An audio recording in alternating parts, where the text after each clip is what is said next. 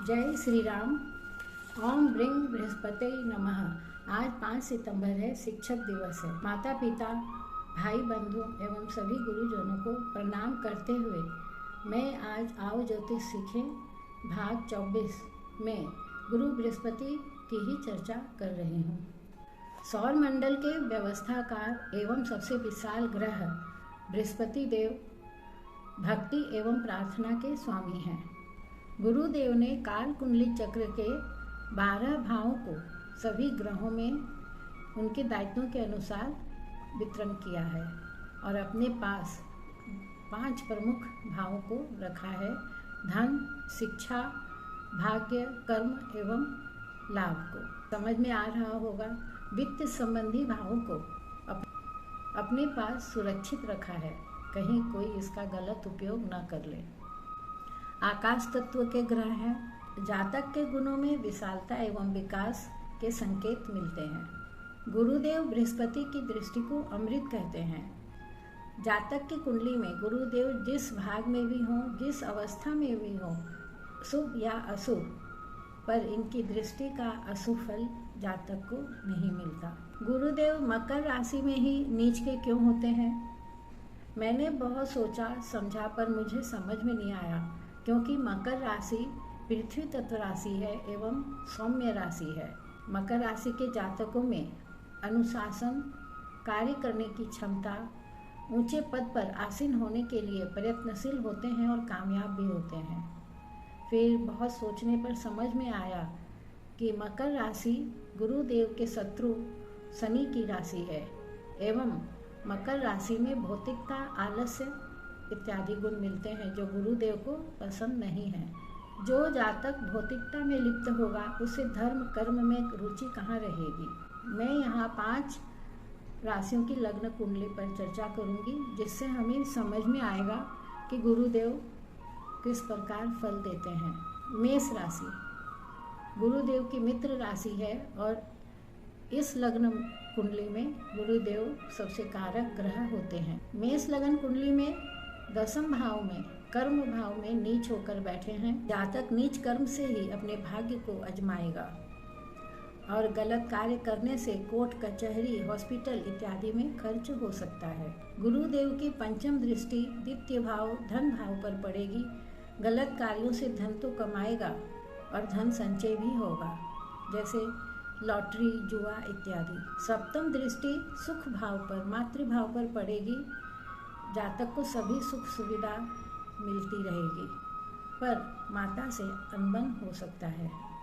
नवम दृष्टि षष्ठम भाव रोग, रिपु, ऋण पर पड़ेगी। शत्रुहंता हो जाएगा जातक। रोगी होगा पर रोग जल्दी ठीक हो जाएगा। धन की कमी रहेगी तो कर्ज लेने के लिए गुरुदेव व्यवस्था करवा देंगे, पर कर्ज लेना अच्छा नहीं है, पर यहाँ जातक को जरूरत रहेगी। तुला राशि गुरुदेव के शत्रु शुक्र की राशि है और इस लगन कुंडली में गुरुदेव सबसे मारक ग्रह होते हैं। 2 दुख भाव के स्वामी हैं। पराक्रम तृतीय भाव एवं रोग, रिपु, ऋण षष्ठम भाव के मालिक होकर सुख भाव पर बैठ गए हैं। जातक के सुखों में तो कमी आएगी ही आएगी। पराक्रम भी बहुत बढ़ा देंगे। बेवजह एन परकेन छोटी मोटी यात्रा करेगा, खर्च होगा और स्वास्थ्य भी ठीक नहीं रहेगा।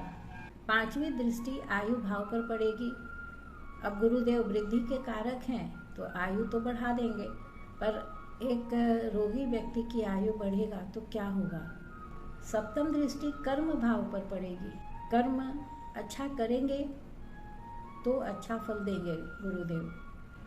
12 भाव व्यय भाव पर अगर दृष्टि पड़ती है तो जातक को विदेश से लाभ मिल सकता है। मकर लगन कुंडली में भी अति मारक ग्रह होते हैं, क्योंकि यह इनके शत्रु शनि की राशि है और खुद भी मकर राशि में नीच के होते हैं और इस कुंडली में भी 2 दुख भाव के स्वामी हैं।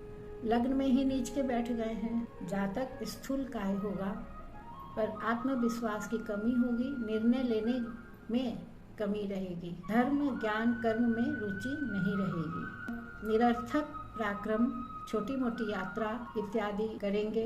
भाई बहनों से भी मनमुटाव रहेगा। पंचम दृष्टि पुत्र भाव पर पड़ेगी, पुत्र से इन्हें सुख मिल सकता है। शिक्षा पूरी कर सकते हैं। सप्तम दृष्टि दाम्पत्य भाव पर पड़ेगी, जीवन साथी समझदार होगा और हो सकता है शादी के बाद भाग्य में परिवर्तन हो, क्योंकि भाग्य पर भी नवम दृष्टि पड़ रही है।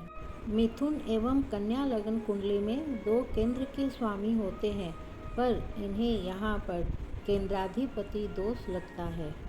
सभी ग्रहों में गुरुदेव को ही केंद्राधिपति दोष सबसे ज़्यादा लगता है। जिन भावों के स्वामी हैं, अगर उनमें से किसी भी भाव में वो बैठे हैं तो उस भाव संबंधित उन्हें नकारात्मक प्रभाव मिलेगा। जैसे सप्तम में या दशम में बैठे हैं, दाम्पत्य जीवन में सुखी नहीं रहेंगे, कितना भी कर्म करेंगे पर इन्हें सफलता नहीं मिलेगी। करियर संबंधी रुकावट आएगा, समाज में मान प्रतिष्ठा की कमी रहेगी। मिथुन लगन कुंडली में आयु भाव में बैठे हैं तो आयु की वृद्धि कर सकते हैं, तो गुरुदेव इत्यादि में पीड़ा हो सकती है। पुश्तैनी जायदाद में दिक्कतें आएंगी, कलह होगा। पंचम दृष्टि व्यय भाव पर पड़ेगी तो पुश्तैनी जायदाद वगैरह में खर्च करवाएंगे, कोर्ट कचहरी के चक्कर लग सकते हैं। सप्तम दृष्टि धन भाव पर पड़ेगी तो हो सकता है ससुराल पक्ष से, मामा परिवार से इन्हें धन का लाभ मिले। नवम दृष्टि सुख भाव पर पड़ेगी, चतुर्थ भाव संबंधित गुणों में जातक को कुछ लाभ मिल सकता है। धनु एवं मीन लग्न कुंडली में भी 2 केंद्र के मालिक होते हैं, पर प्रथम भाव जिसे त्रिकोण भी कहते हैं उनके मालिक होने से इन्हें केंद्राधिपति दोष नहीं लगता और जातक की कुंडली में अत्यधिक योग कारक ग्रह हो जाते हैं। धनु लग्न कुंडली में लग्न प्रथम भाव एवं चतुर्थ भाव सुख के मालिक होकर बैठ गए हैं धन भाव में। मैंने पहले भी काफ़ी बताया है कि कहाँ पर इनका धन खर्च होगा। नीच के बैठ गए हैं धन भाव में, जातक का शरीर स्वस्थ नहीं रहेगा, बीमारी इत्यादि में खर्च करवाएंगे। चतुर्थ भाव संबंधित सुखों में कमी लाएंगे, माता बीमार रहेगी, घर बनाते रहेंगे पर घर बन नहीं पाएगा, खर्च पे खर्च होता जाएगा। कुटुंब वालों से भी इन्हें बहुत तकलीफ मिलेगी। पंचम दृष्टि रोग रिपु ऋण षष्ठ भाव में पड़ रही है तो शत्रुहंता तो हो जाएंगे, पर रोग इत्यादि में खर्च कर सकते हैं क्योंकि ठीक होना पड़ेगा ना। सप्तम दृष्टि आयु भाव पर पड़ेगी तो आयु की तो वृद्धि कर देंगे, पर यहाँ पर आयु वृद्धि में इन्हें कोई दिक्कत नहीं होगी क्योंकि धन भाव से देख रहे हैं और सुख भाव के भी मालिक हैं। पुश्तैनी जायदाद संबंधित भी इन्हें राहत मिल सकता है। यहाँ गुप्त विद्याओं का ज्ञान भी जातक प्राप्त कर सकता है। नवम दृष्टि कर्म भाव पर दशम में पड़ेगी तो कैरियर संबंधित परेशानियों में भी सफलता मिल सकता है और गुरुजनों से, पिता से संबंध सुधर सकते हैं। हमने इस तरह से इन 5 राशि कुंडलियों के बारे में जाना, समझा, और हमें समझ में आएगा अगर हम कुंडलियाँ देखेंगे कि किस प्रकार गुरुदेव अपने शुभ अशुभ फल प्रदान करते हैं। यह नहीं है कि गुरु अगर नीच राशि में हैं तो अशुभ फल ही प्रदान करेंगे। मैंने बहुत बार पहले भी बताया है कि अगर किसी तरह इनका नीच भंग हो जाता है तो बहुत ज़्यादा योग कारक ग्रह हो जाएंगे जातक की कुंडली में। और वैसे भी गुरुदेव 5 डिग्री तक ही नीच के होते हैं। 5 डिग्री से ऊपर हुए तो कुंडली में कोई भी अशुभ फल प्राप्त नहीं होगा। मैंने अपने पहले कुंडलियों में सभी ग्रहों का ऊंच नीच बताया है, वो कितने डिग्री तक होते हैं। अगर गुरुदेव कुंडली में अस्त हैं तो हम पुखराज रत्न पहन सकते हैं, पर मैं बार बार यही कहती हूँ कि हम जांच परख कर ही कोई भी रत्न खरीदें। और मेरी सलाह तो यही रहती है कि अगर अपने को किसी भी ग्रह को मजबूत करना है, यहाँ पर जैसे हमें गुरुदेव को अगर मजबूत करना है तो पीले वस्त्र धारण करें, पीले चीज़ें खाएं।